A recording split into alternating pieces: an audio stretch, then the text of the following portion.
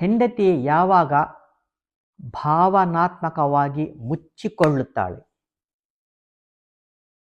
ಅವಳ ಮಾತು ಯಾರಿಗೂ ಮುಖ್ಯವಲ್ಲ ಎಂದು ಭಾಸವಾದಾಗ, ಹೆಂಡತಿಗೆ ಮುಖ್ಯವಾಗಿ ಏನು ಬೇಕು? ಸೌಮ್ಯತೆ, ಸಮಯ, ಪ್ರೀತಿ, ಭದ್ರತೆ.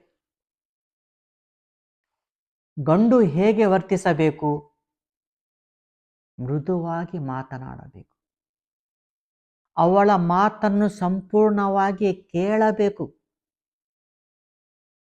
ಅವಳ ತ್ಯಾಗಗಳನ್ನು ಗೌರವಿಸಬೇಕು.